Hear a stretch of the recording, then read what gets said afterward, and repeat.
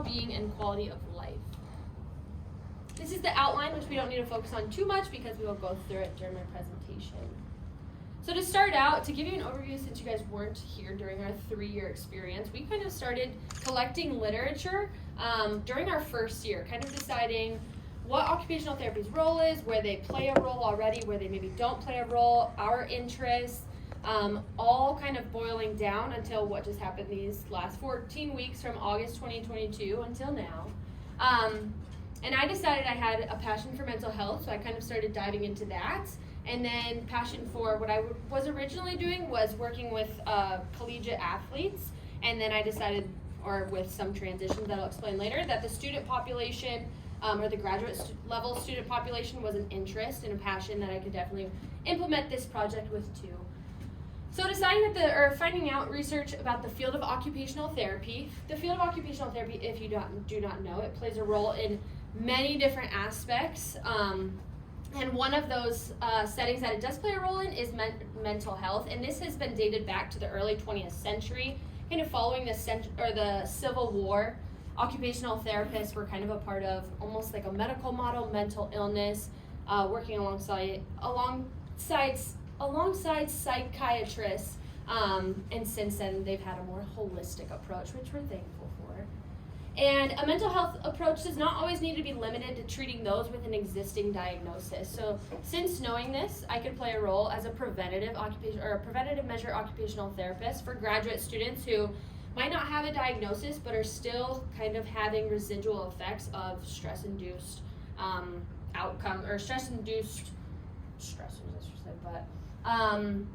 so mental health promotion, just give you an overview, is improving quality of life and potential for health rather than the amelioration of symptoms and deficits. So that kind of boils back to being a preventative measure as well. And then I had to look at my population that I was deciding between. So for graduate students or collegiate students overall, I looked at what kind of affects their life. So academic performance, that's a given.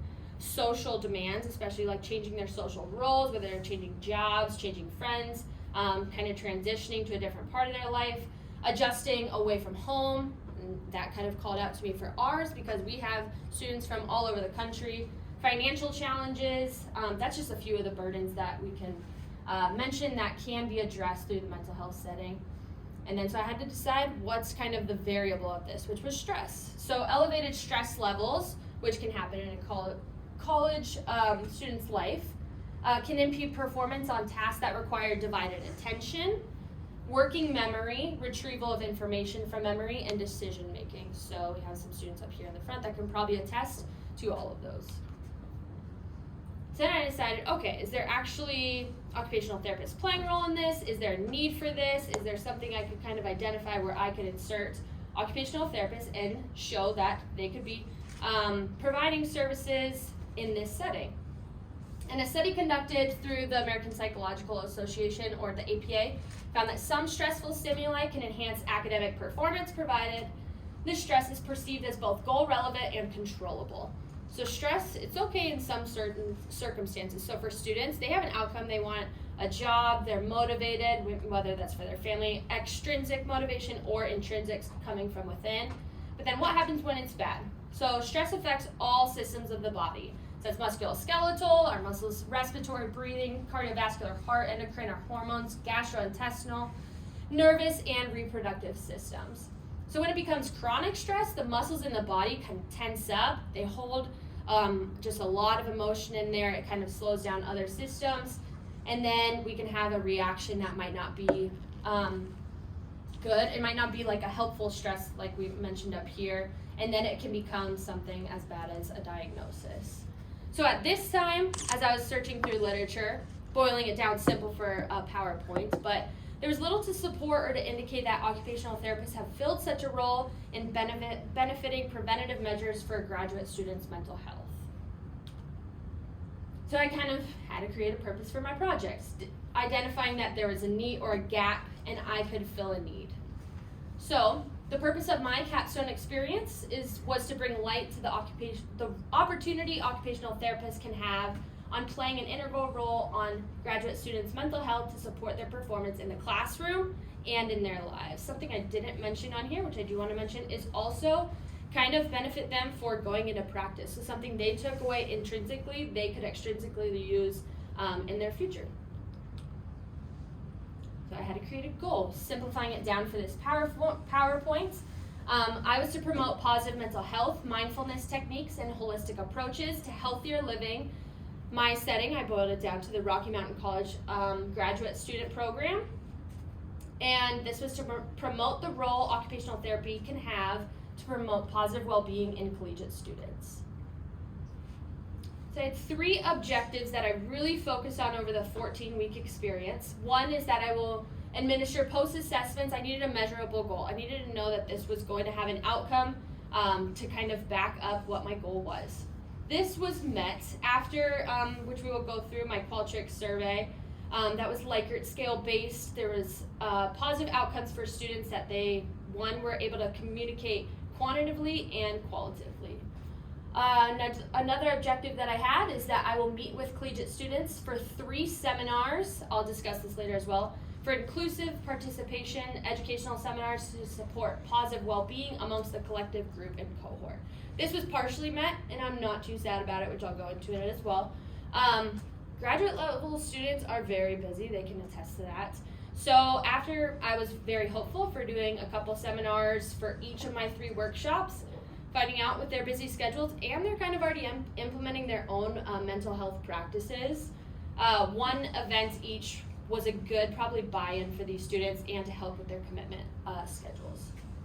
For my final objectives, on weeks that students were not scheduled to participate in wellness seminars, as well as to keep me busy, students will receive easy reading, whether that was watching material to promote healthier life choices, mindfulness, promoting exercises, anything that remained evidence-based that they can do in their off time, and this was all voluntary. I could not obviously force them to participate in these things, but at least the material would be provided. And this was met so when the events were not happening, students received material, whether they read it in their leisurely time or not, to elaborate on the topics I was discussing. I'm going to kind of breeze through this one, but for our program mission and core threads here at Rocky Mountain College in the OT program, I wanted to align by remaining evidence-based throughout the entire time. That's super important not only for our capstone, but throughout our career, to remain ethical in our practice, and to highlight the benefit occupational therapy can play. And then I'm working with the OT department on campus through a mental health lens, I was hoping, and I did, to expand the knowledge about the health benefits this field can play in a new dimension. Sorry, my slide got a little bit messed up. And throughout this, which you will see, there was a lot of interdisciplinary collaboration, so collaborating with other fields to be able to kind of have a well-rounded approach to these students, and also it kind of gives us a picture of how we're going to be in our, or how these students will have to interact in their field when they're having a mental health approach as well. So the project description, it was broken into 3 parts. It was a 9-week series once I got through some IRB denials and had to kind of redo my project. I had 9 weeks left to make this happen. So students 1 participated in a body in motion workshop series. This was kind of boiling it down to physical activity, I could say, the importance of it. Community integration, or participating in the community. There's research that shows when you volunteer, you have positive outcomes, whether it's like self-esteem, self-confidence, higher well-being. So that was another event we had. And then we're outdoors for a cohort hike. Our next series, our 3-week series, was an Express Yourself workshop series. This was creative expression kind of as a trauma-based approach. A lot of times people don't, or I shouldn't say that, but people find different ways that they can express themselves and kind of have an outlet. Mine has never been creative expression, so this was a difficult one for me. But definitely found new ways to kind of explore, letting out emotions, and kind of having a better, well-rounded approach for me, myself, or at least myself, but they can test it too. And then my 3rd and final, which was a fun one, was healthy habits. Came at a good time, kind of middle of the semester for students. So in the importance of healthy habits with busy lifestyles, we actually had an awesome guest speaker for this one, and they received different like ergonomics, paper or workshop, I should say papers as well, to reflect on kind of things they could do in the classroom setting to relieve pressure they have with like sitting throughout the day and whatnot. Real quick, I'll go through these. Our first event for the first seminars was our outing. Everything was voluntary, so we had a few students participate in this. We went to Red Lodge, great day with weather, which is it's great for the students as well. Got out and moving. The second one, we had a guest speaker. I don't know what to call her, but she came in and she was a life skills teacher at one time. She kind of transitioned in a role as an art-based therapy for individuals with disabilities. She just started her own practice called Art of Wellness. She's awesome. And she came and held an outdoor seminar with different types of nature-based art pieces, and students were able to rotate through different sessions. That was awesome to participate in, and perfect timing because it was nice outside as well. And then our final one was our Healthy Habits workshop series. And we had a guest speaker she was a PA and a registered dietitian. She was awesome.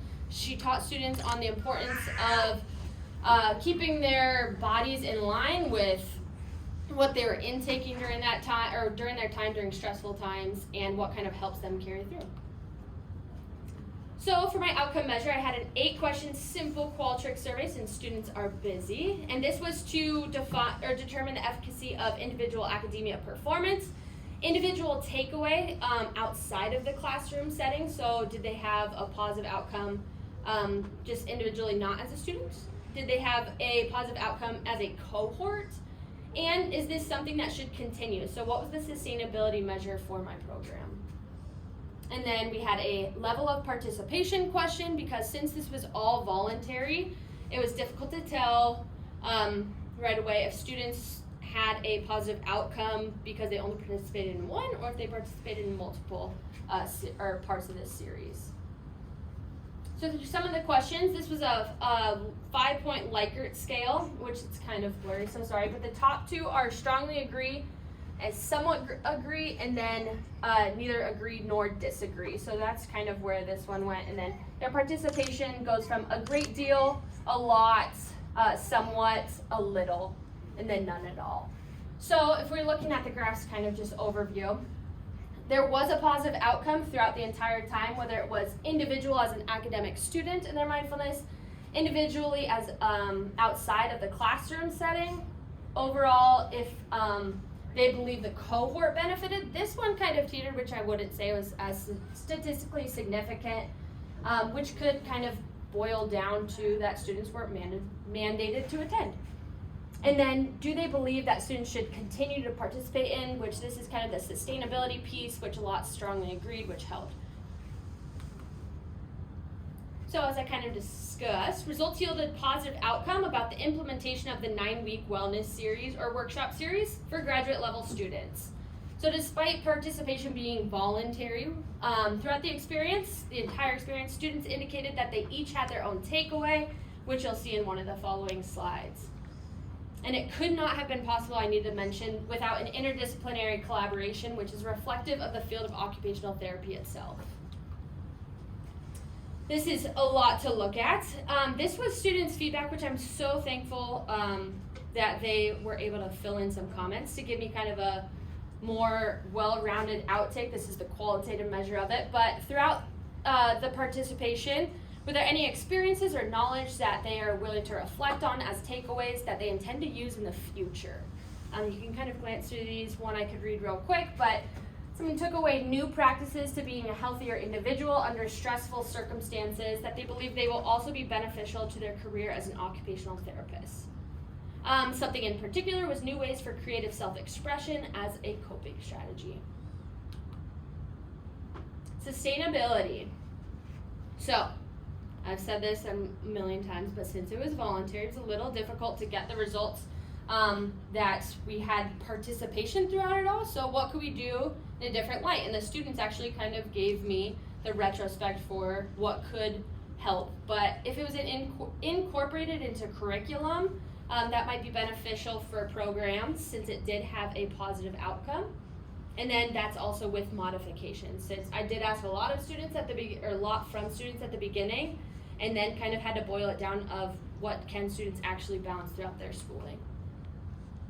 So challenges, which I don't need to harp on too much because I did have a positive outcome throughout my capstone experience, but I did have a change in site. We solidify our site in December 2021. Up until August 2022, I had a site selected and it kind of fell through. And it was honestly a blessing in disguise because I was able to come back and work with my own program that kind of fed into me and I am passionate about. So working with the students helped out kind of carry me through my end of my capstone. Transitioning away from IRB approval, thankful, but I had to go to a program-centered approach instead of individual.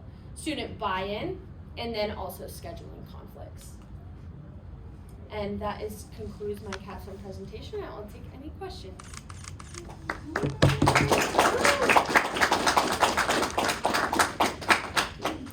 What would you suggest for someone that was able to continue their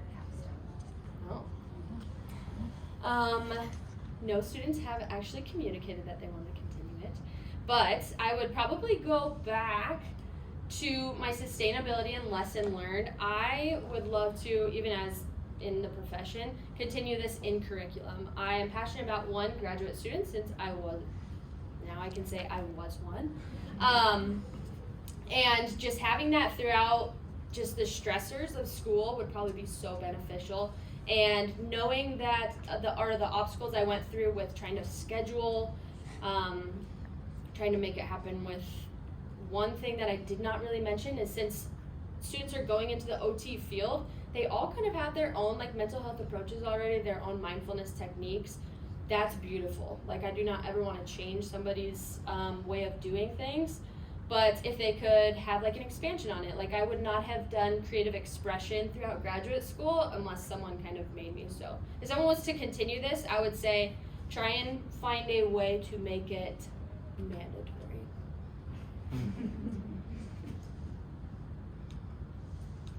Anybody else? Yeah. Do you think outcomes would have changed by offering teletherapy or remote options? Oh. If I am a little bit biased, I would say yes. I guess in two different ways. It could have a positive outcome. I was a student that had to complete school online for a little bit during COVID, and kind of the relationship aspect is kind of tough to have a tie or a buy-in to it itself. But I think I would have definitely appreciated something during those times that I would have maybe had a positive outcome. So it kind of would benefit, or it would go either way. Something that people don't know who are not living in Montana right now, but this is a rural state, so teletherapy is huge.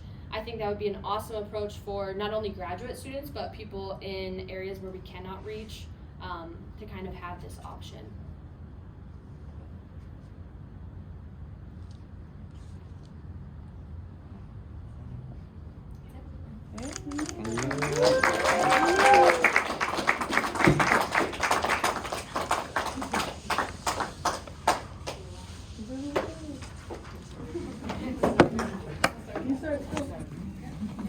Yeah.